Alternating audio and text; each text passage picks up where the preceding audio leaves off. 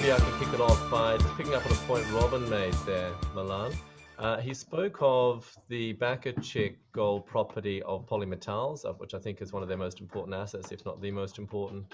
And Robin spoke about the similarity with Wiluna.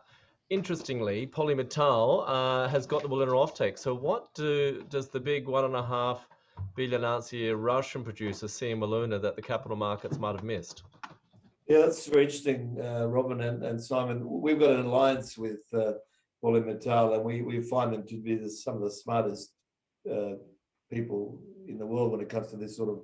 We've just actually done about 800 kilograms of testing of our material at the St. Petersburg labs, and the thoroughness of their reports and the geometallurgy as well as the metallurgical work is really, really good. And we obviously do our own as well. I mean, the similarities are very, very much that they've identified the gold sulfur ratios to be very much interested in, particularly for their new in the Wiluna ore body, and they see the scale of Wiluna ore body being able to feed their new box plant, which is now being commissioned on the east coast of Russia, and they're looking to us to expand production from this large inventory that we have, and then try and give them a long-term supply beyond the current 3 years that we've signed up for. Thank you, Milan. Do you see that strategic offtake relationship developing in any other directions? Well, potentially, given that WA is lacking modern refractory gold processing, trying to get them to assist us in eventually developing a processing facility in the northern goldfields and potentially down in Kalgoorlie as well is part of those discussions. So yes, potentially. Thank you. Can I now ask a question of all of the panelists, and Robin, feel free to jump in here. As an exploration company, what are the tools that you use to give your company an edge in terms of finding that big discovery? And maybe Milan, start with you, then move on to Merlin and Taj. Thank you. All right. Look, there's been a lot said about this already. Very simply, from my experience, the best place, and when we talk about gold, although copper is something I've done for years, the best place to find gold is where there's gold. So you need the right geology and the right location. And you also then need to have the appropriate risk appetite and the balance sheet to carry that through. That involves the right people. That's the board, the shareholders, and the people executing. If you don't have that combination, you can have the best geology in the world, but you're not going to bring it to the market or develop it.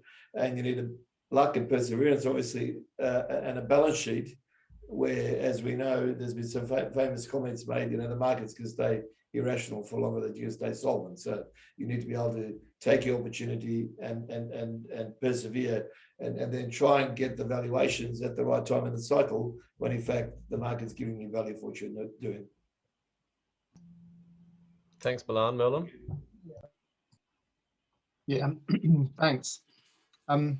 We've got kind of two things, really. One is the geological situation in Ecuador, is that the science that we're using is pretty basic. It's pretty standard exploration 101. We take samples, we do the mapping, we put trenches in the drill holes, and we chase it up from there. So in that sense, we haven't got kind of a particular edge. But what we really do have is this unique kind of deal flow and information flow within Ecuador. I mean, just as by way of example, the Salazar family have got a private little processing plant, little treatment plant down in the Portobello mining district, which cold treats material from artisanal miners. And so what happens is that we see rocks being brought in from the entire district as they've been cold treated through our process plant. And we've got a fantastic little prospecting team, and they often go back out with when we see interesting rocks, they go back out with the artisanal miners, and we get access to new areas. And so we're having new projects brought to us. We're seeing new geology, which is, I don't think anybody else has got that within Ecuador. And remember that Ecuador is this almost virgin territory with this great geology. So I think that's a real edge. Taj, thank you, Merlin. Yeah, there's a few a few items that I think give us an edge. One is Mexico team. We've done it. We put 30,000 ton per day open pit mine into operation in 2011. We've been together, working together in Mexico. Again, like I said, me, myself, 10 years, but the team is, 20, 30 years. Like a lot of our top guys, as Merlin had said, with Salazar, our team is very Mexico-centric. So also being close with the local and state government, and Mexico through and through is a mining country. And they get it, it's in their DNA. They've been mining for centuries. That's very important. So we have very good connections at the government level, but also even locally in terms of getting surface access, etc. And then a few other key points is it's all ties back to location, but we're in a major mining belt. Like I said, there's an abundance of mines around, near and around us. And then power, water. I talked about these when I talked about my slide, but those are all around us. And a big thing for exploration specific, to the discussion we're having now is the ability to explore in Mexico is pretty standard. It's the drilling costs are very cheap. So you're mapping, sampling, and then start drilling right away because the cost per meter are very cheap worldwide. And then specific again to us, we've got the large land package, which I think is very important to find some new discoveries. And then cash balance brings down the financing risk and the execution risk. So there's quite a few factors, but they share a lot of similarities as to what the other panelists have talked about. Thanks, Taji. So Robin, I'm going to read out a question here, which comes from Anthony Milewski. A bit of shameless self-promotion, which is fantastic. Anthony asks, have you looked at any of the AI technologies that companies like Minerva or Gold Source have touted? The idea that using the data combined with the new AI techniques will lead to large new discoveries. Any views? Robert, maybe you can take that. We're actually doing some, if you like, machine learning with porphyry data sets at the moment. We've got students working on that very topic. And I can relate that back to what the guys have just been saying as well. I mean,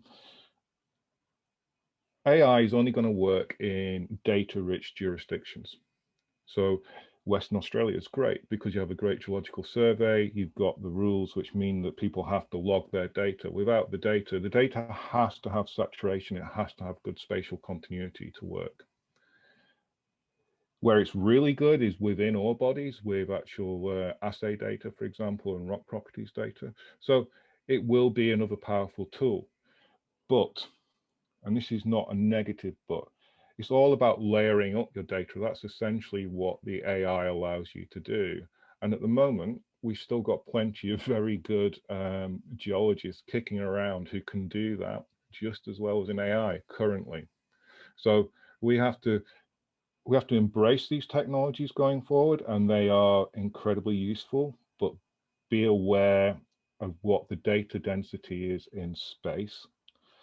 And I think you can never, and I'm going to go back to what the guys were saying previously, is the team is always really important. You've got to have those geologists in place who have experience of particular terrains, a team that's imaginative, that is able to consider old areas, if you like, with a new set of eyes. And you've got to also remember is that geologists are inductively reasoning beasts. Yeah, they'll try something and then try and reflect on what they found and how they're going to move forward with that model. And I think that's really important. If you see a model being fixed, I'd kind of be a bit wary of that. And I think we're, going back to the AI thing is we have to make more use of the diamond drill core that we drill. It's expensive stuff and we don't always make the best use of it in terms of mineralogy, which costs peanuts in comparison to actually doing the drilling itself, the chemistry, and following what the core says.